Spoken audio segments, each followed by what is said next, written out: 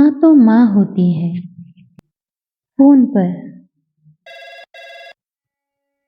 Hello माँ, मैं बबलू बोल रहा हूँ। कैसी हो माँ? मैं ठीक हूँ बेटे। ये बताओ, तुम और बहू दोनों कैसे हो? हम दोनों ठीक हैं माँ। आपकी बहुत याद आती है।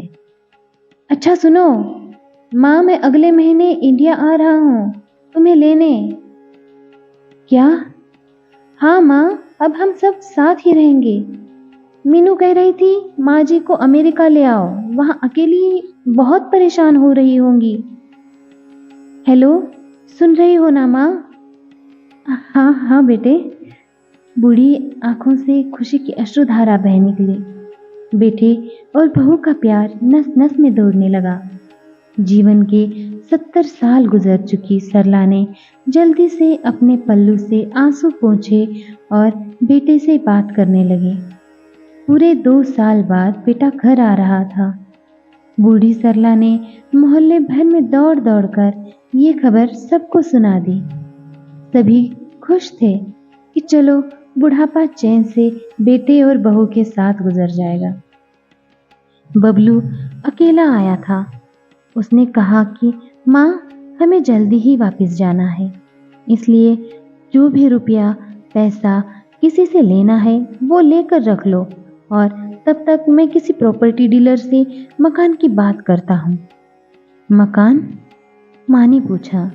हाँ माँ, अब ये मकान बेचना पड़ेगा, वरना कौन इसकी देखभाल करेगा? हम सब तो अब अमेरिका में ही रहेंगे। बूढ़ी आंखों ने मकान के कोने कोने को ऐसे निहारा जैसे किसी अबोध बच्चे को सहला रही हो। आनन फानन और औने पौने दाम में बबलू ने मकान बेच दिया। सरला देवी ने वो जरूरी सामान समेटा जिससे उनको बहुत ज्यादा लगाव था। बबलू टैक्सी मंगवा चुका था।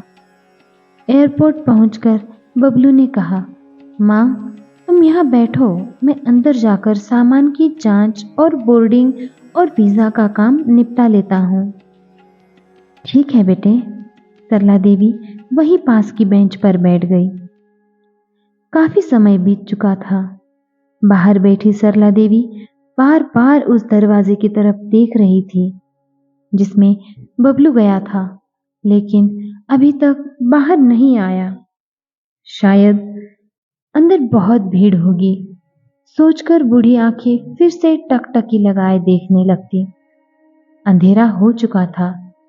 एयरपोर्ट के बाहर गहमा गहमी कम हो चुकी थी। माँ जी, किससे मिलना है?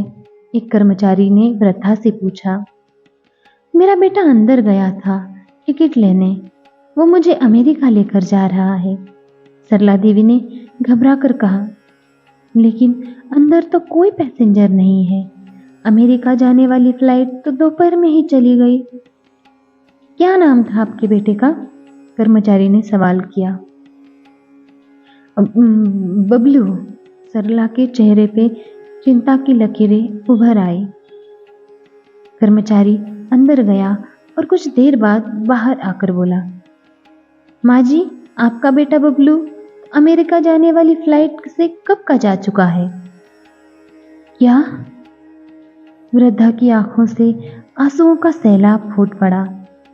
बूढ़ी माँ का रोम रोम कांप उठा। किसी तरह वापस घर पहुंची जो अब बिक चुका था। रात में घर के बाहर चबूतरे पर ही सो गई। सुबह हुई तो दयालु मकान मालिक ने एक कमरा रहने को दे दिया। पति की पेंशन से घर का किराया और खाने का काम चलने लगा।